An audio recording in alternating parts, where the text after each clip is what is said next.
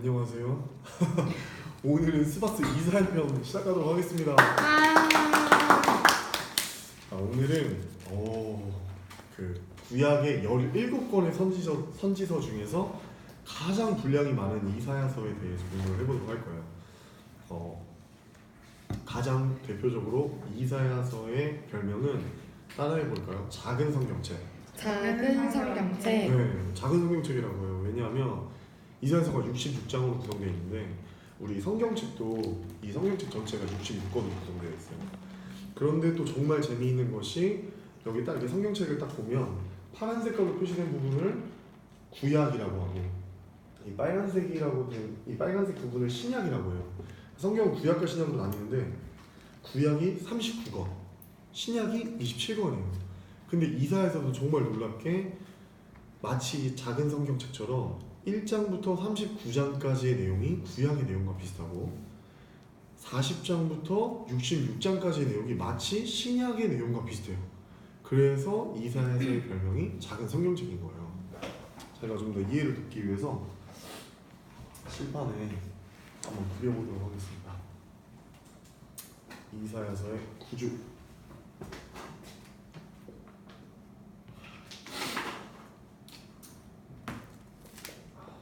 이사야서는 66장으로 구성되어 있어요. 제가 지금 첫 번째 말했던 거는 선지서라는 걸 나눴는데 이 선지서 17권 중에 17권 중에서 가장 분량이 많아요. 그래서 성경 읽을 때 되게 혼자서 읽기에는 어떤 가이드나 구조의 이 지도 맵이 없으면 사실 혼자서 읽기 되게 힘든 책일 수 있어요. 그런데 오늘 그 구조에 대해서 한번 배워보도록 하겠습니다.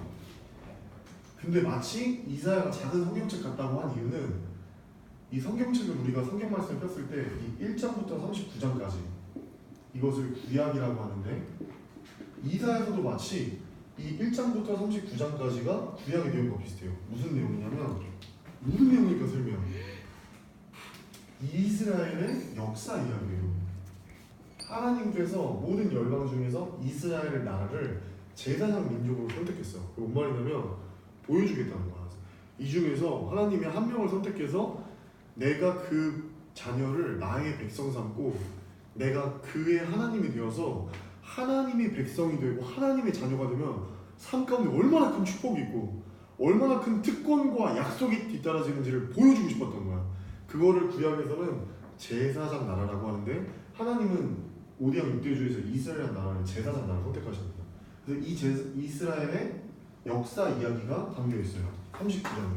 근데 구약도 1권부터 구약도 39권에 39권의 책이 이스라엘 역사에 관한 내용들이 많이 있죠. 그리고 40장부터 이 66장까지의 내용은 마치 신약과도 같아요. 참 재밌는데 왜 그러냐면 여러분 우리 신약에는 굉장히 중요한 게 있어. 우리 신약하면은 항상 뭐가 떠오르지? 복음이 떠오르고 예수님이 떠오르고 그치? 너무 중요하지? 이게 빠질 수가 없잖아요 항상. 이 신약 성경 중에서도 예수님이 누구신가에 대한 그 각자가 고백할 수 있는 신앙 고백이 있어야 되는데 예수님이 관한 책이 바로 사복음서예요. 근데 정말 또 재밌게 이 중간에 이사야서에 40장부터 55장까지가 이 예수님에 관한 이야기예요. 근데 이사야서는 예수님이랑 안 나오고 뭐라고 나오냐면 따라해볼까? 여호와의 종.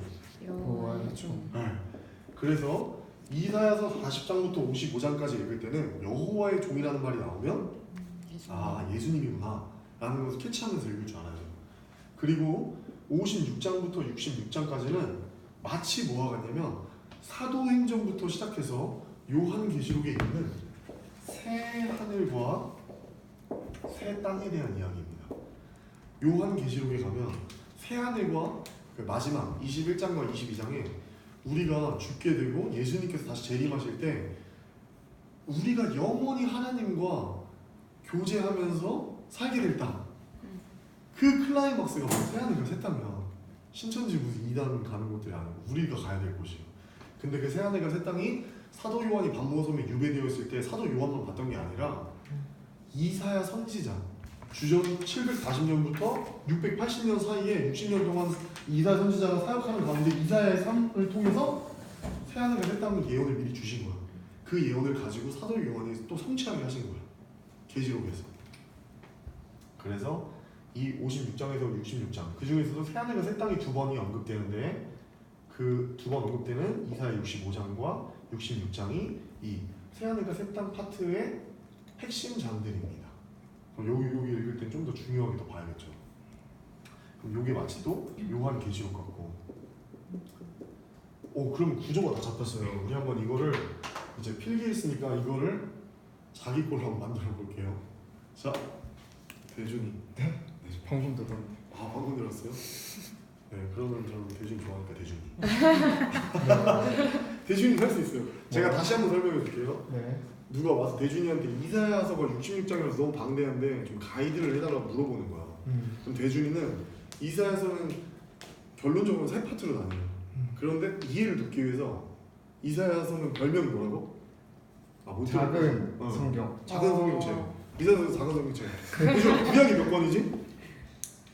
39권. 네, 그렇죠. 왜 못하는 척이 잘하면서? 아니요, 진짜요. 신약은 몇 권이죠? 27권이요. 그러면은 마치 그럴 것 같은데 이사야서 1장부터 39장까지 무슨 내용이 나오죠? 이스라엘의 역사, 네. 구약 이야기. 구약의 이야기. 그리고 40장부터 55장. 네, 55장까지. 해주세요.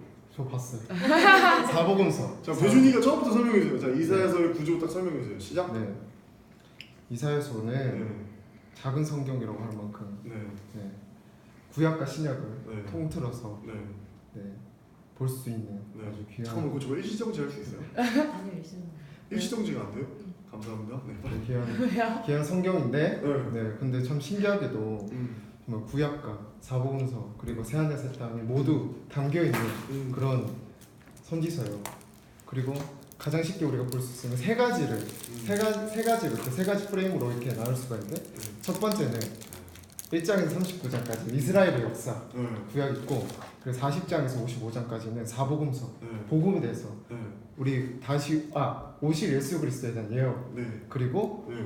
56장에서 네. 66장까지는 네. 이제 새하늘과 새 땅, 네. 다시 오실 예수 그리스도에 네. 대해서 이제 예언하고 있는 장입니다. 와, 박수. 신났다, 지금 가도 돼. 정말 대박인 것 같아요.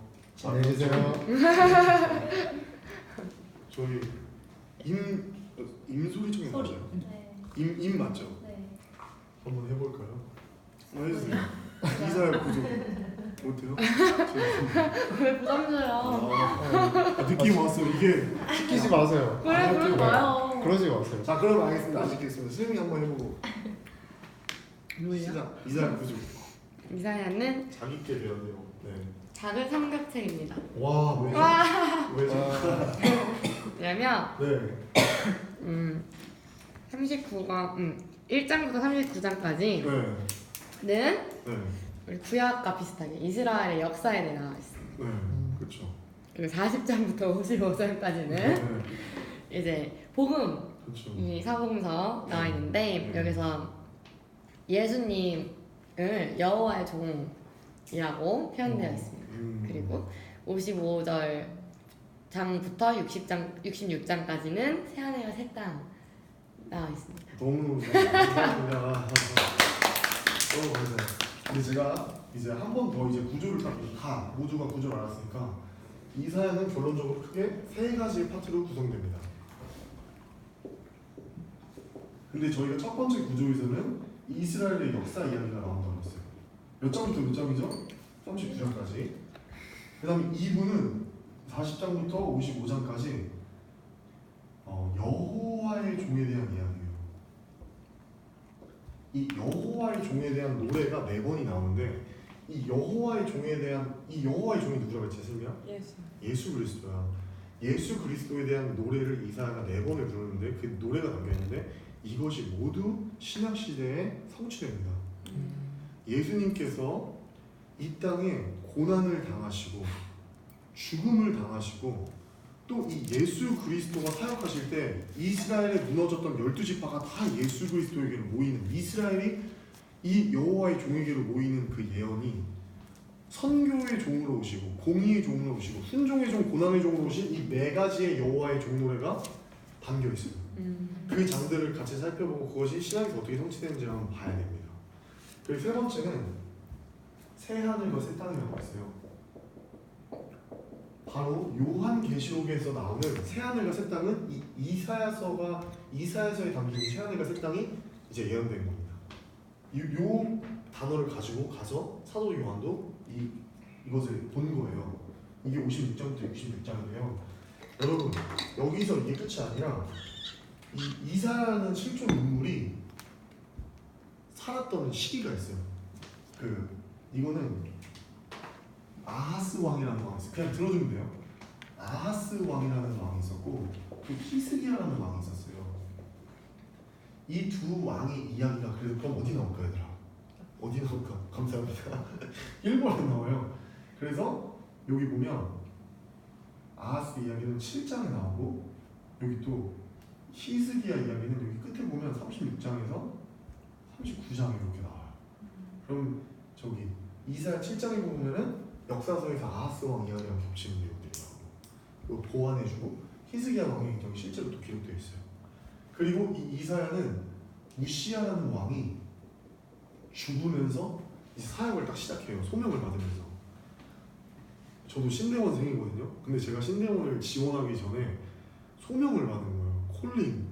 하나님을 우리 인생 가운데 만나는 장면, 순간 있잖아요. 누구나 깊이.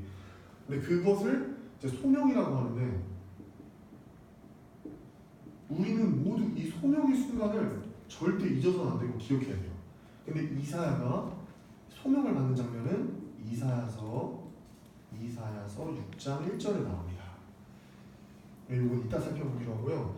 여기서 이사야가 실제로 천국에 갔다 오면서 보좌에 앉아 계신 하나님과 그 거룩한 스랍들과 천사들을 보고 그 천국을 경험하는 거예요. 우리 보통 천국 갔다 와서 그 간증책 쓰시는 분들 많이 있잖아요. 이사야 선지자도 그렇게 깊고 강력하게 하나님 만났어요. 그렇게 소명을 받고 이 우시야 왕에서 이제 사역을 시작한 겁니다. 그리고 여호와의 종에서는 제가 예수 그리스도를 알려줬는데 이걸 알려주려고 해요. 지금 뭐냐면 여호와의 종은 세 가지로 해석돼요. 첫 번째는 따라볼까? 고레스 왕. 두 번째는 이스라엘 백성. 그리고 세 번째가 바로 예수님이에요. 그러니까 무슨 말이냐면 40장에서 55장까지 읽어나가다가 만나게 된 여호와의 종은 예수님이라는 게 100%가 아니라 그 뭔지를 맞춰가면서 읽어봐야 돼. 이 문맥에서 여호와의 종 고레스를 말하는지, 이 문맥에서는 이스라엘 백성인지, 이 문맥에서는 예수님인지를 살펴보면서 가야 됩니다. 근데 가장 중요한 것이 예수님입니다. 왜냐하면 예수님에 관한 여호와의 종의 노래가 몇 번 나온다고 했죠? 4개. 4번 나오는데 첫 번째가 42장, 그 다음에 49장, 50장, 53장에서 나와요. 42장에서는 공의의 종으로 오신 예수님, 그 다음에 49장에서는 선교의 종으로 오신 예수님,